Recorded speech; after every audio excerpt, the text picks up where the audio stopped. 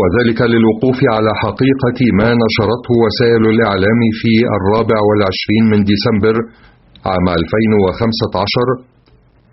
من تصريحات منسوبة للسيد رئيس الجهاز المركزي للمحاسبات عن اكتشافه وقائع فساد خلال عام 2015 تجاوزت قيمتها 600 مليار جنيه. وفي هذا الإطار فقد تم تحقيق الاتصال بالسيد رئيس الجهاز المركزي للمحاسبات بتاريخ 7/15 للاستفسار عن حقيقة ذلك التصريح، حيث أفاد بأنه قد أعد دراسة بواسطة لجنة فنية شكلها سيادته من بعض العاملين في الجهاز رئاسته انتهت إلى صحة ذلك الرقم،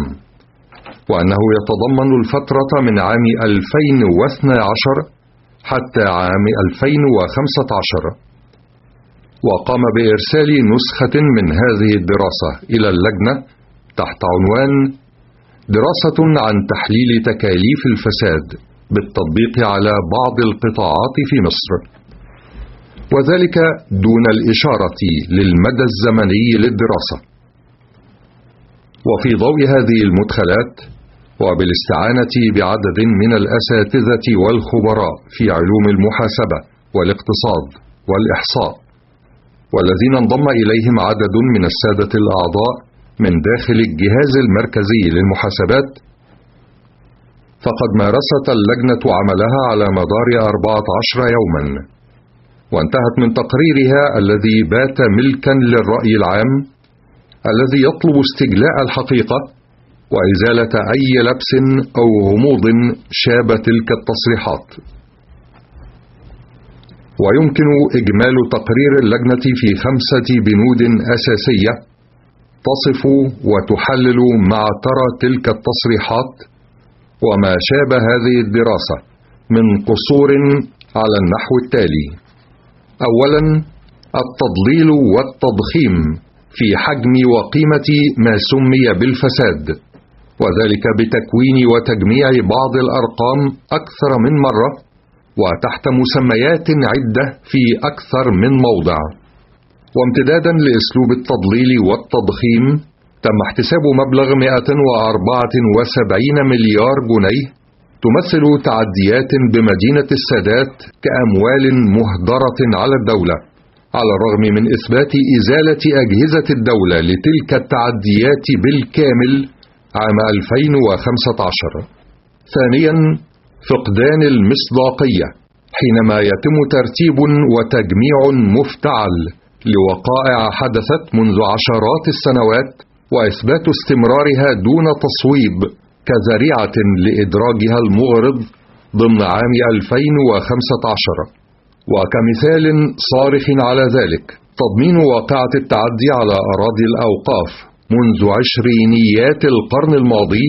ومخالفات مبان بهيئة المجتمعات العمرانية الجديدة منذ عام 1979، فضلا عن عدم تعرض الدراسة غير المدققة لأية وقائع تخص الفترة الزمنية للعام المالي الحالي، خاصة وأنه قد تبين عدم الانتهاء حتى تاريخه من إعداد التقارير السنوية المجمعة عن العام المالي 2013-2014 وكذا عام 2014-2015. ثالثا، الإغفال المتعمد فيما تم اتخاذه من قرارات حيال ملاحظات سبق إثباتها في تقارير الأعوام الماضية وتم الرد عليها وإحالة بعضها لجهات التحقيق عند المقتضى، سواء النيابة العامة أو النيابة الإدارية، وتم اتخاذ إجراءات حاسمة إما بالحفظ أو الإحالة للمحاكمات، وصدر أحكام في بعضها بالبراءة أو الإدانة، والأمثلة أيضا عديدة. رابعا، إساءة توظيف الأرقام والسياسات مما يظهر الإيجابيات بشكل سلبي، ومنها على سبيل المثال اعتبار تأخر سداد مديونيات الشركاء الأجانب بقطاع البترول وجدولتها فسادا يتمثل في قيمة فواتير الجدولة، نظرا لغياب أو تغييب الحس الاقتصادي لأوضاع البلاد الاقتصادية وما تعرضت له هذه الشركات من خسائر نتيجة الأحداث السياسية ودعاوى التحكيم. إدراج مبلغ 134 مليار جنيه لعدم التزام هيئة المجتمعات العمرانية الجديدة منذ إنشائها عام 1979 بتخصيص مساحة 5 كيلومترات حول كل مدينة كأراضي بناء، مما عطل الاستفادة بقيمة تلك المساحات دون مراعاة أن تلك التقارير غير الدقيقة والتصريحات غير المسؤولة يمكن أن تستخدمها المنظمات الدولية في ترتيب وتصنيف الدول، والتي تعد أهم مدخلات تتخذ على أساسها مؤسسات التمويل الدولية قراراتها. خامسا، إساءة استخدام كلمة الفساد ووضعها في مواضع أبعد ما تكون عما أقرته القوانين والمواثيق الوطنية والدولية، والتعميم والخلط بين الوقائع والإجراءات وبين ما تم حسمه وما لم يتم حسمه وبين ما هو عام وما هو خاص، الأمر الذي يصور كل الجهود والمبادرات التي تبذلها الدولة على أنه لا طائل من ورائها. وهنا يثور التساؤل حول أهداف وجدوى إطلاق ذلك التصريح، علما أن الدراسة معدة بالاشتراك مع جهات أجنبية، مما قد يضر بالمناخ السياسي والاقتصادي للدولة في الوقت الذي تسعى فيه بكل السبل لجذب الاستثمارات لتوفير فرص عمل وحياة كريمة لمواطنيها. هذا وقد تلقت اللجنة أثناء عملها العديد من المراسلات والشكاوى من داخل الجهاز المركزي للمحاسبات حول سياسات ومقترحات تتعلق بغياب العدالة وعدم الشفافية. وفي هذا الصدد فإن اللجنة تبدي خالص التقدير والاحترام لكامل قيادات وأعضاء الجهاز المركزي للمحاسبات، خاصة من أبدوا تعاونا أثناء عمل اللجنة، وتؤكد على وطنيتهم ودورهم الرئيسي